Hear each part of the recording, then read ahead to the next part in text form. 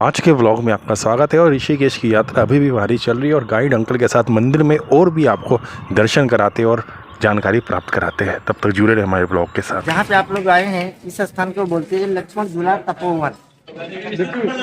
यहाँ पे तपोवन क्यों बोलते हैं? क्योंकि लक्ष्मण जी ने यहाँ पे 212 वर्ष तक तप किया। हर जगह आपने देखा होगा, कहीं पे सीताराम, कहीं पे राम लक्ष्मण सीता, लेकिन पूरे भारत के अंदर आज आपको दिखाएंगे सर लक्ष्मण जी का सिंगल मूर्ति।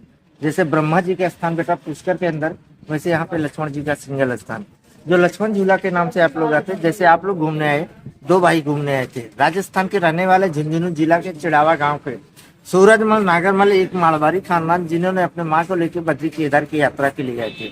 1924 की बात है, मोटर गाड़ी वाहन नहीं चलता था, लोग पैदल यात्रा करते थे। माता जी के सामने गाँव वालों ने 2.5 लाख रुपया मुझे घास होती है उसका डोरी बनाया था, नीचे काठ का पटरा लगाया था, नंबर बाई नंबर से उस पार लोग जाते थे और माता जी के सामने झूला टूटा और कुछ लोग गंगा जी में डूब गए। लक्ष्मण झूला जी, अच्छा, लक्ष्मण झूला नहीं, मूंज वाला झूला जो बना था मूंज। अच्छा, 1900 से पहले माता जी ने कहा बेटा संसार पैसा कौड़ी बड़ा नहीं होता, इंसान चला जाता सब छूट जाता है, ना कोई कुछ, मेरी बात समझ रहे हैं बेटा, ना कोई कुछ लेके आता है ना कुछ लेके जाता है, कोई ऐसा चीज बनाओ जो भारत के अंदर आपका नाम प्रसिद्ध हो जाए। माँ की वचन बहुत अच्छी लगी। 2.5 लाख रुपया चांदी का सिक्का ब्रिटिश गवर्नमेंट को देके इस झूला को बनवाया, जिसका नाम रखा गया लक्ष्मण झूला।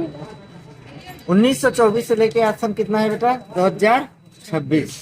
102 साल का झूला हो चुका था। इंजीनियर ने 5 साल पहले इसको रिजेक्ट कर दिया था, प्रशासन फिर भी चला रहा था। जैसे उसकी दीदी एक रस्सी टूटी, वैसे एसडीएम ने आके झूला को बंद कर दिया।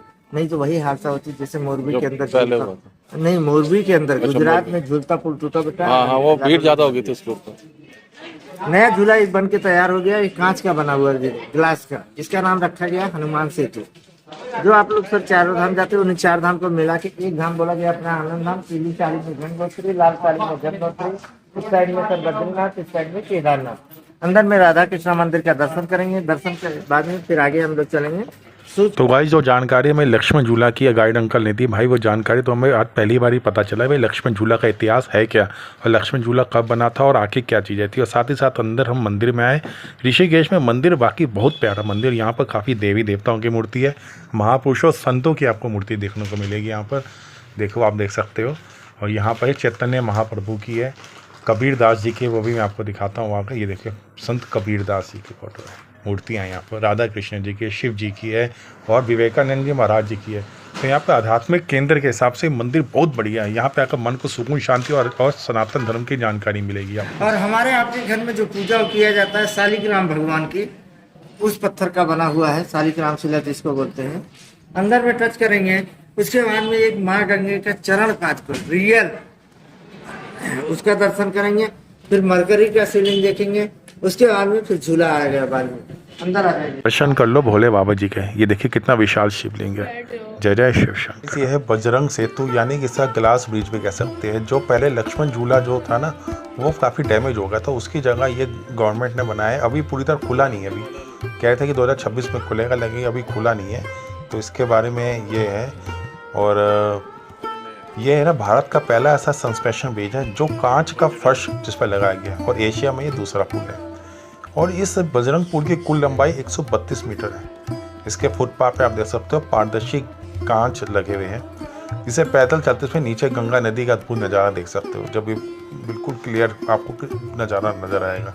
और जिसके देख के मज़ा भी आता है, थोड़ा सा थ्रिल भी पैदा होता है, लेकिन काफ़ी सेफ्टी कोई दिक्कत की बात नहीं है। और इसके टावरों का डिज़ाइन है ना, केदारनाथ मंदिर के जो गर्भगृह से प्रेरित है। ये भी देखो आध्यात्मिकता से जुड़ा हुआ है।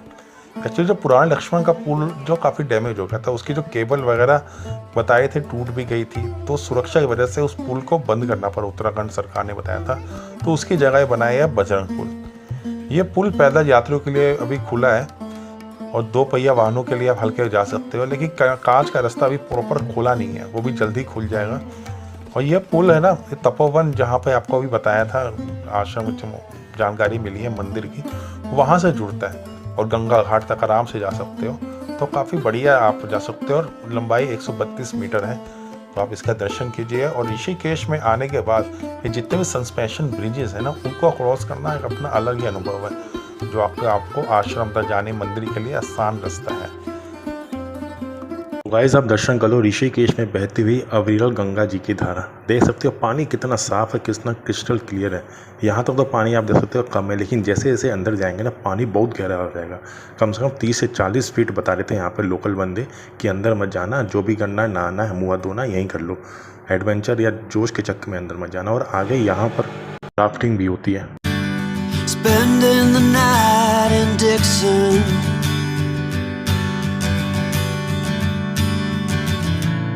60-odd miles from a plan.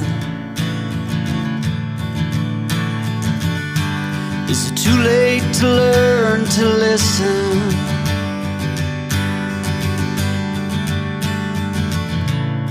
Too late to be less a man.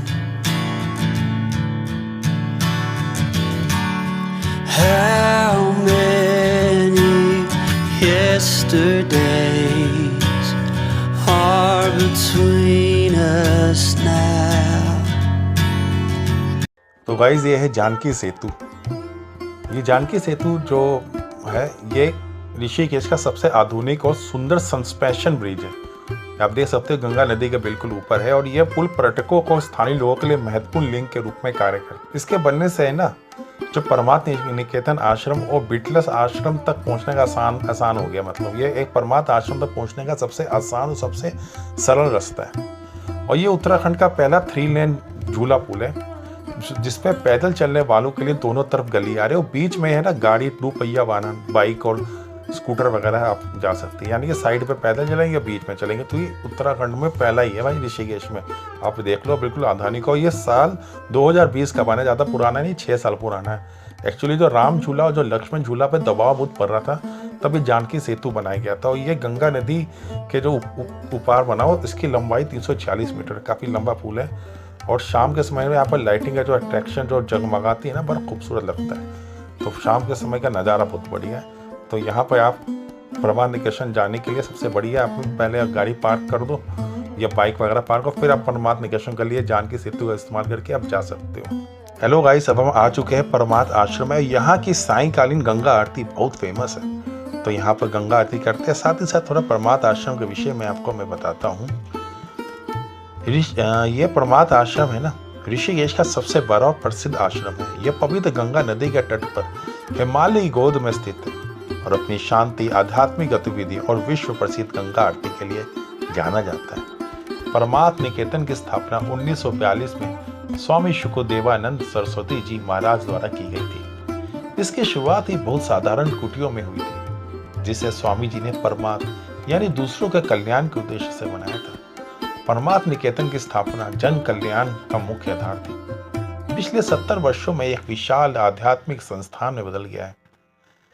1986 में स्वामी चिदानंद स्वामी जी सरस्वती जी महाराज इसके अध्यक्ष और आध्यात्मिक प्रमुख हैं। इनके मार्गदर्शन में आश्रम में वैश्विक पहचान बनाई है। विश्व से लोग आते हैं यहाँ पर सायंकालीन गंगा आरती योग गतिविधियों में शामिल होने के लिए।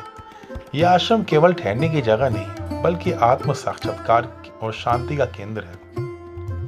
यहाँ की शाम की गंगा आरती पूरे विश्व भर में प्रसिद्ध है, जहाँ मंत्रों के उच्चारण और दियों की रोशनी से एक दिव्य वातावरण बनता है जो मन को अपार सुकून और शांति प्राप्त होती है। इसे योग की राजधानी का मुख्य केंद्र माना जाता है। यहाँ प्रतिदिन सुबह योग, प्राणायाम और ध्यान के सत्र आयोजित होते हैं। आश्रम के भीतर भगवान शिव की 14 फीट ऊंची प्रतिमा जो नजर आ रही है वो सुंदर बगीचे और साधकों के प्रकृति जोड़ते हैं। परमार्थ निकेतन की यात्रा मानसिक शांति और भारतीय संस्कृति को गहराई से समझने के लिए महत्वपूर्ण है। यह आने वाले यात्री प्राचीन वैदिक परंपराओं, सत्संग और कीर्तन का अनुभव कर सकते हैं। आश्रम में 1000 से भी अधिक कमरे हैं जहाँ पर ठहरने की सुविधा मिलती है जो सादगी और आधुनिक सुविधाओं का मिश्रण है। यहाँ बिना किसी भेदभाव हर धर्म और हर जाति के लोग यहाँ आसानी से आ सकते। कोई भेदभाव आपको देखने को नहीं मिलेगा। आश्रम में आयुर्वेद और प्राकृतिक चिकित्सा की सुविधा भी उपलब्ध है जो शरीर और मन में शुद्धिकरण का मदद करती है। तो यानी कि यहाँ पे आने के बाद आप अपने आप से जुड़ेंगे और हमारी जो बुराइयाँ जो लाइफ में जो चल रही है ना, टेंशन स्ट्रेस, वो आके यहीं ख़त्म हो जाती है। और एक चीज़ आपको और बताऊँ, 2013 में ना जब ऋषिकेश में गंगा नदी पर उफान पे थी, बाढ़ वाली स्थिति आ गई थी, समझ सकते हो, बाढ़ आ गई थी, हरिद्वार ऋषिकेश में बाढ़ आ गई थी। तब ये जो शिव जी की मूर्ति है ना, ये बाढ़ में थोड़ी बह के नीचे की तरफ आ गई थी, मतलब गिर गई थी। फिर इनको दोबारा स्थापित किया था। तो ये इसकी इतिहास यानी आज से 13 साल पुरानी बात है। तो आप समय निकाल के परमार्थ आश्रम जरूर आइए ऋषिकेश में, या पार सुकून और शांति मिल जाएगी, शहरी भीड़ भाड़ से आपको मुक्ति मिल जाएगी। तो गाइज ये परमार्थ निकेतन आश्रम में ही एक कैंटीन है, काफ़ी बड़ी कैंटीन है भाई। आप देख सकते हो कितनी भीड़ लगी हुई है यहाँ पर। शाम को गंगा आरती के बाद लोग आते हैं, तो हम भी यहाँ पर आए। यहाँ पर हमने पिज़्ज़ा और ये कुछ चीज़ें मंगवाई है खाने के लिए। बाकी होटल में देखेंगे आगे का प्रोग्राम क्या होता है। तो गाइज ऋषिकेश में आके जो हमें आनंद मिला भाई, मन को सुकून और शांति मिली है भाई, वो नेक्स्ट लेवल है। तो आज के ब्लॉग को यहीं एंड करते हैं। उम्मीद करता हूँ आपको पसंद आएगा, और अपने जीवन में ऋषिकेश में आप जरूर आना। बहुत भाई खुद से आप साक्षात्कार करोगे, जो कि बहुत ज़रूरी है खुद के लिए। तो वीडियो को लाइक और चैनल को सब्सक्राइब कर देना।